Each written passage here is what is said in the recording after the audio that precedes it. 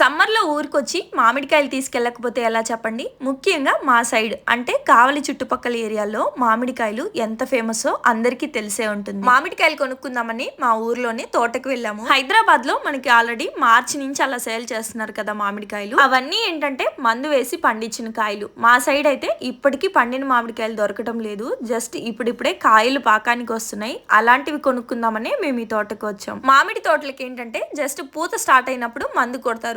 పిందెలు తయారయ్యాక ఇంకా ఎటువంటి మందులు వాడరు. కాయకి ఏదైనా మచ్చ వస్తుంది అనిపించినప్పుడు అలా కవర్లు కడతారంట. ఈ తోటలో వచ్చేసి బంగినపల్లి అలాగే బెంగళూరు కాయలు అంటే తోతాపురి అంటారు కదా, అవి అలాగే చెరుకు రసాలు కూడా అవైలబుల్ గా ఉన్నాయి. మేమంటే ఎలాగో కరెక్ట్ టైం కి ఊరికి వచ్చాం కాబట్టి తోటకు వెళ్ళి కొనుక్కున్నాం. కానీ అందరూ అలా కొనుక్కోలేరు కదా. మీలో ఎవరికైనా ఇలాంటి న్యాచురల్ గా మందు పెట్టకుండా మగ్గిన కాయలు కావాలి అనుకుంటే నెక్స్ట్ వీడియోలోనే మీకు నేను డీటెయిల్స్ షేర్ చేస్తాను. తప్పకుండా కావాలి అనుకున్న వాళ్ళు ఆర్డర్ చేసుకోవచ్చు.